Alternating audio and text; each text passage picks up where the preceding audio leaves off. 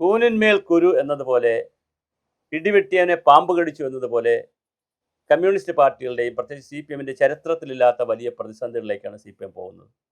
ഒരു വശത്ത് പാർട്ടി തോറ്റു, പിന്നെ സാധാരണ തോൽവി ഒരു വലിയ വിഷയമെടുക്കാറില്ല, പിന്നെ ജയിച്ചു വരുന്ന ചരിത്രമുണ്ട്. അതുകൊണ്ട് തോൽവി ഒരു ഭയങ്കര സംഭവമായിട്ട് അവർ എടുക്കുന്നില്ല. പക്ഷേ പാർട്ടിക്കകത്തുള്ള വിഭാഗീയത, കണ്ണൂരിലെ പ്രശ്നങ്ങൾ, ഓരോ സ്ഥലത്തുള്ള പ്രശ്നങ്ങളൊക്കെ വളരെ വളരെ വലുതാണ്.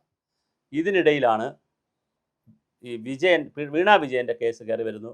അത് ആദ്യം വീണ വിജയനിലേക്കാണ് നിന്നെങ്കിൽ ഇപ്പോൾ അത് മാറി, അത് മുഹമ്മദ് റിയാസിലേക്ക് പോയിട്ടുണ്ട്. മുഹമ്മദ് റിയാസിൻ്റെ 8 സഹപ്രവർത്തകരെ ഇന്നലെ ചോദ്യം ചെയ്തു.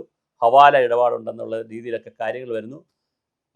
പിണറായി വിജയനെയും ഇത് പ്രതിരോധത്തിലാക്കുന്നുണ്ട്. പക്ഷേ പ്രശ്നം എന്തെന്ന് വെച്ചാൽ, വീണ വിജയനെ അറസ്റ്റ് ചെയ്യുകയോ അല്ലെങ്കിൽ വീണ വിജയനെ ചോദ്യം ചെയ്യുകയോ ചെയ്യുമ്പോൾ, അല്ലെങ്കിൽ ആ കേസുമായി ബന്ധപ്പെട്ട കാര്യങ്ങളിൽ പോകുമ്പോൾ ഒരു പരിമിതിയുണ്ട് സി പി എമ്മിന്. കാരണം തിരുവനന്തപുരത്ത് ഇ ഡിയെ മർദ്ദിച്ച, ഇ ഡിയുടെ വാഹനം തല്ലി തകർത്ത വകയിൽ 10-40 പേർ അകത്ത് കിടക്കുകയും അവർക്ക് 70 ദിവസം കഴിഞ്ഞാണ് ജാമ്യം കിട്ടുകയൊക്കെ ചെയ്തത്. ആ പശ്ചാത്തലത്തിൽ ഇനി എത്ര പേർ ഈ വീണ വിജയൻ്റെ കേസ് ഏറ്റെടുക്കും എന്നുള്ളത് വലിയ സംശയമാണ്. ഇതിനിടയിൽ വീണ വിജയൻ്റെ കേസ് പറഞ്ഞോട്ടെ, ഞങ്ങൾ ഏറ്റെടുക്കുന്നില്ല എന്നാണ് സി പി എമ്മിൻ്റെ തലമുതിർന്ന നേതാക്കളെല്ലാം പറഞ്ഞു വെക്കുന്നത്. എം എ ബേബി അടക്കമുള്ള, എ കെ ബാലനുള്ള അടക്കമുള്ള വളരെ പ്രധാനപ്പെട്ട നേതാക്കളെല്ലാം പറഞ്ഞു, തോമസ് ഐസക്കും ഒക്കെ പറയുന്നത് ഞങ്ങളിത് ഏറ്റെടുക്കുന്നില്ല, ആര് ചെയ്തോട്ടെ, ഇത് കൃത്യമായി ഇവർ ചെയ്തോട്ടെ, അത് പിന്നെ വീട്ടുകാർ തന്നെ ചെയ്തോട്ടെ എന്നുള്ളത്. പക്ഷെ അങ്ങനെ പറയുമ്പോഴും അന്വേഷണം പല രൂപത്തിലേക്ക് മാറുകയാണ്. മുഹമ്മദ് റിയാസിലേക്ക് പോകുന്നു, ഇനിയും പിണറായി വിജയൻ്റെ വീട്ടിലേക്ക് ചിലപ്പോൾ പോകാം, പിണറായി വിജയനെ ചിലപ്പോൾ ചോദ്യം ചെയ്യാം. ഇങ്ങനെ ഒരു വല്ലാത്ത പ്രതിസന്ധിയിലൂടെയാണ് സി പി എം കടന്നു പോകുന്നത്. ചരിത്രത്തിലില്ലാത്ത പ്രതിസന്ധിയാണ് സംഭവിച്ചിരിക്കുന്നത്. എന്തായാലും കൊള്ളാം, കാര്യങ്ങൾ വളരെ മനോഹരമായിട്ട് വരുന്നുണ്ട്. തെറ്റ് ചെയ്തിട്ടില്ലെങ്കിൽ ശിക്ഷിക്കപ്പെടരുതെന്ന് നമ്മൾ ആദ്യം മുതലേ പറഞ്ഞു.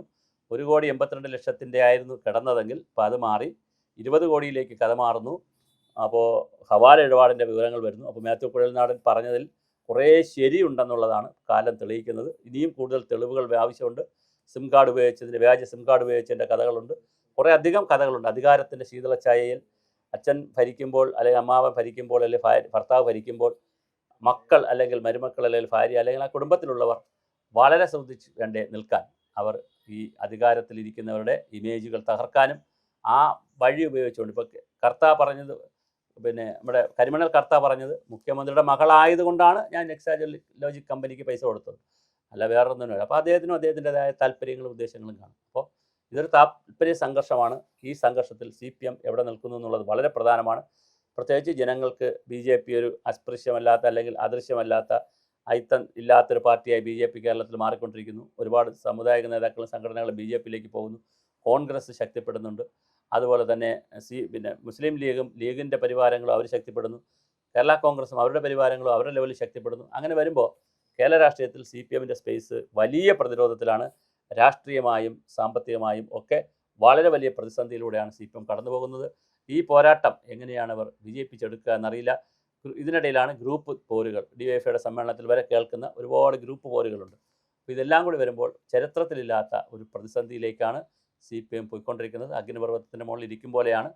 അത് മഞ്ഞുരുകി പോകുമോ, അതോ ചൂടോടുകൂടി ഇത് നശിക്കുമോ, അതോ ഇനി നേതൃത്വം മൊത്തം മാറുമോ? ഇനിയിപ്പോൾ സമ്മേളനങ്ങൾ വരുന്നു, സംസ്ഥാന സമ്മേളനം, അഖിലേന്ത്യാ സമ്മേളനങ്ങൾ വരും. അപ്പോൾ അതിനകത്തേക്ക് ചർച്ചകൾ വരും.